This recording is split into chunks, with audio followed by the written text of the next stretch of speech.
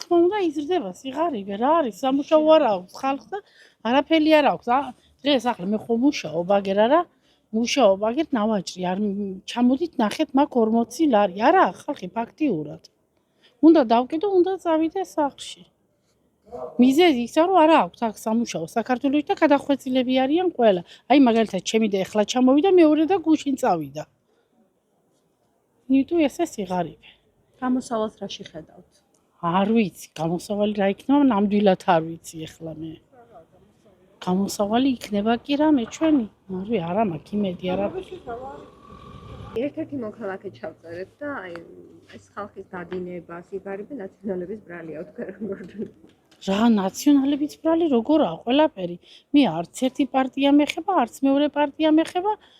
ყველამ თავის საკეთებელი აკეთოს, მაგრამ ყველაფერი ნაციონალების ბრალი როგორაა? ყველა დამნაშავე აქ. წასულის და მოსულის, ყველანი დამნაშავეა ხალხის წინი, ყველა ამდენი სიღარიბე, ამდენი უბედურება და ამდენი კი ყველაფერი მაგათი ბრალია. გინდ ნაციონალი, გინდ ოცნებას. რა არის საჭირო იმისთვის, რომ ეს ხალხი დაბრუნდეს ქვეყანაში? სამუშაო ადგილები. უნდა იყოს ისე შექმნილი პირობები, რომ დაიმუშაონ და არჩინონ ოჯახები 71 წლის ქალი რო გადავარდნილი იქნება. გუშინ ქალმა კიდევ ერთი წავიდა თავის ოპერაცია გაიკეთა, იმხელა ურთულესა წავიდა. ესე იგი არა აქვს პირობები.